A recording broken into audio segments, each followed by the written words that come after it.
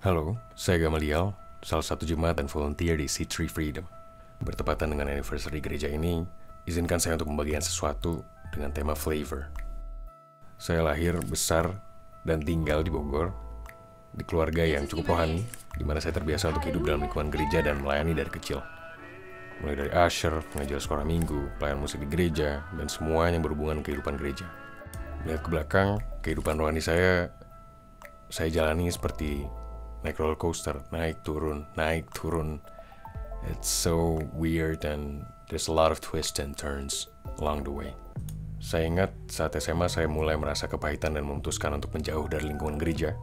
Meskipun secara pribadi saya masih percaya dengan Tuhan Yesus.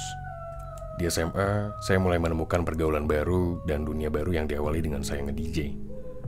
Awalnya berpegang teguh dengan prinsip saya untuk tidak merokok, minum, dan lain-lain.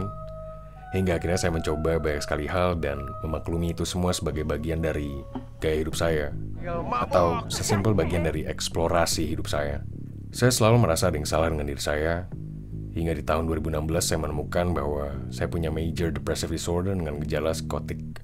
Hidup tanpa hadirat Tuhan membuat semuanya jadi sangat berat. Saya merasa sangat sendirian, takut bertemu orang, terkurung dalam ketakutan yang irasional, with the voices in my head and everything that makes me feel scared. 4 Juli 2018, saya memutuskan untuk mencoba mengakhiri hidup saya untuk ke-6 kalinya.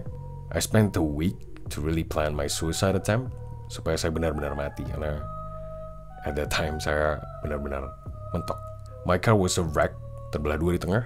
Saya terbaring di rumah sakit selama 4 hari, hingga akhirnya pulang. Dan yang saya paling ingat adalah ketika adik saya bilang bahwa, "Mas Gama, I love you. Mas Gama harus tahu kalau Mas Gama gak kenapa-kenapa, meskipun udah nabrakkan mobil. Lihat, lukanya cuma di situ tuh." Ini yang jadi titik balik saya untuk mulai kembali percaya dengan apa yang Tuhan berikan untuk saya saat itu. Saya sudah coba untuk mengakhiri hidup saya berkali-kali dengan cara yang seharusnya membuat saya tidak selamat, namun saya masih di sini.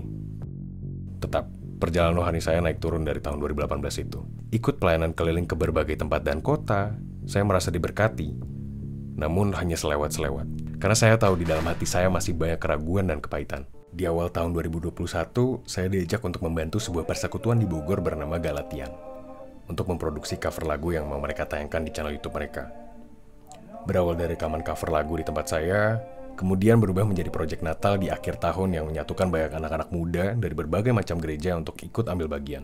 Yang dimana pada hari ini, saya jadi ikut bagian dalam membimbing anak-anak di persekutuan Galatian ini. Di akhir tahun ini jugalah saya menemukan C3 Freedom melalui kakak rohani saya, Mei di hari Misa, yang berawal dari hanya mau dikenalkan dengan Kak Berry, jadi diajak pelayanan sebagai DJ untuk praise party, dan main keyboard di hari Minggunya. I am definitely not good at playing the keys. Baru di saat-saat inilah saya benar-benar memutuskan untuk bertobat secara penuh dengan menyadari bahwa selama hidup saya begajulan, Tuhan masih mau pakai saya untuk tetap menjadi dampak yang kemudian membuat saya tertampar dan berpikir, kalau hidup saya begajulan begitu Tuhan masih mau pakai, bagaimana kalau saya hidup benar-benar di dalam Tuhan? I could do so much more with better perspective and wisdom. Seperti Matius 5 ayat 13 berkata, "Kamu adalah garam dunia, dan garam itu memberi rasa.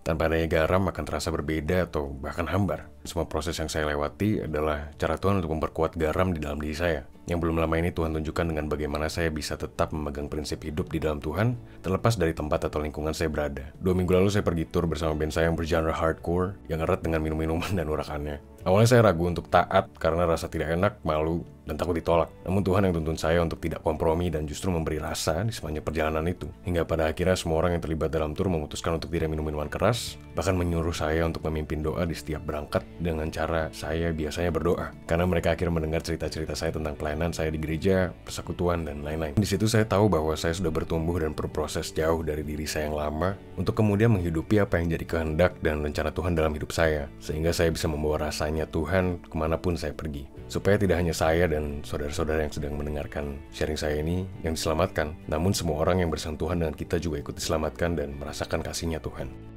Have a nice Sunday, God bless you all.